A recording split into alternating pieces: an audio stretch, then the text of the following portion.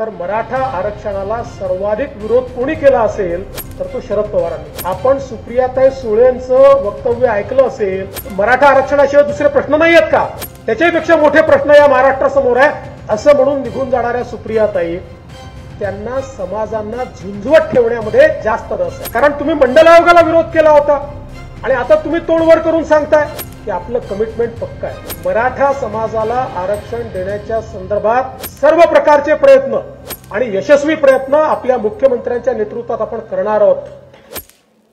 मराठा आरक्षणाच्या संदर्भात आज राज्यामध्ये मोठी आंदोलनं चालली आहेत।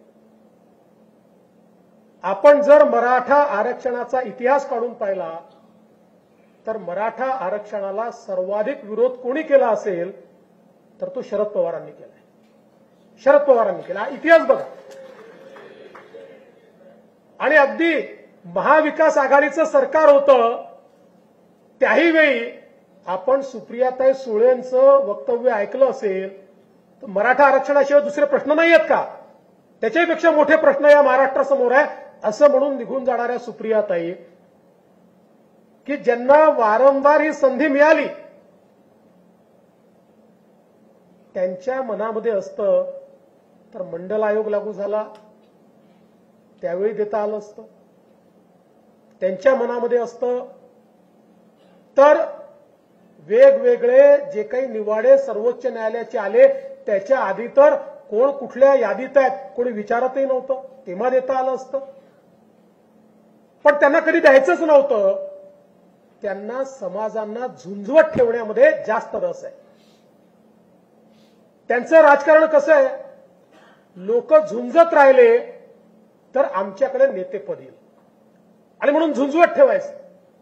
या महाराष्ट्रामध्ये आपलं सरकार असताना आपण मराठा समाजाला आरक्षण दिलं, केवळ आरक्षण दिलं असं नाही तर त्याच वेळी ते आरक्षण आपण हायकोर्टामध्ये टिकवून दाखवलं, सर्वोच्च न्यायालयामध्ये आपलं सरकार असेपर्यंत ते टिकलं, आपलं सरकार गेल्यानंतर त्याच्यावर स्थगिती आली आणि आता हेच लोक मोठी तोंड करून सांगतात। मला तर आश्चर्य वाटतं, ज्यावेळी उद्धव ठाकरे आरक्षणाच्या संदर्भात बोलतात, कारण त्यांची तर भूमिका होती मंडल आयोगाला विरोध करणारे हे लोक होते, ओबीसीला आरक्षण देऊ नये म्हणून त्या ठिकाणी मंडल आयोगाच्या विरोधात भुजबळ का बाहेर पडले त्या काळामध्ये, कारण तुम्ही मंडल आयोगाला विरोध केला होता आणि आता तुम्ही तोंडवर करून सांगताय। आणि म्हणून एक गोष्ट लक्षात ठेवली पाहिजे की आपलं कमिटमेंट पक्का आहे।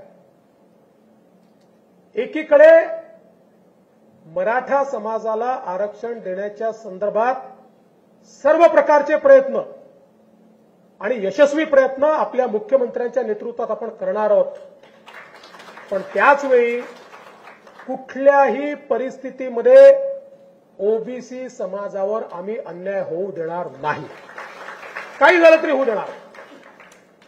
या संदर्भात भारतीय जनता पक्षाचं कमिटमेंट हे ओबीसी समाजाच्या सोबत आहे। काही झालं तरी ओबीसी समाजाच्या संदर्भात त्यांच्या आरक्षणावर संकट हे आम्ही येऊ देणार नाही, हे आमचं कमिटमेंट आहे। आणि म्हणून कार्यकर्ता म्हणून आपल्याही मनामध्ये ही गोष्ट स्पष्ट असली पाहिजे। आपण भारतीय जनता पक्षाचे कार्यकर्ते आहोत।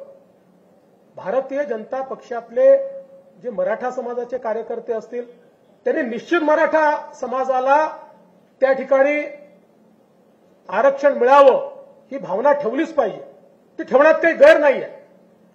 किंवा ओबीसी समाजाचा जो आमचा कार्यकर्ता आहे आपल्या आरक्षणामध्ये कुठे गडबड तर होत नाही ना, ही भावना त्याच्या मनामध्ये असणं यात गैर काही नाही आहे। पण या दोन्ही भावना असताना कार्यकर्त्यांमध्ये मात्र जातीतनं कुठेतरी भेद होतोय, कार्यकर्त्यांमध्ये जातीची गट तयार होत आहेत, हे मात्र होऊ देऊ नका। भारतीय जनता पक्षाचा ओबीसी कार्यकर्ता आहे त्याच्याही मनामध्ये तेवढंच कमिटमेंट असलं पाहिजे की माझी पार्टी मराठा समाजाला न्याय द्यायला तयार आहे, मी माझ्या पार्टीच्या मागे उभा आहे। आणि भारतीय जनता पक्षामधला जो मराठा कार्यकर्ता आहे त्याच्याही मनामध्ये हे स्पष्ट असलं पाहिजे की या ठिकाणी माझ्या मराठा समाजाला मला न्याय द्यायचा आहे, पण तो ओबीसीवर अन्याय करून मला द्यायचा नाहीये, ही भावना भारतीय जनता पक्ष म्हणून आपली असली पाहिजे. आणि म्हणून हे जे काही विभाजनाचं लोण आहे, हे विभाजनाचं लोण पसरू देऊ नका.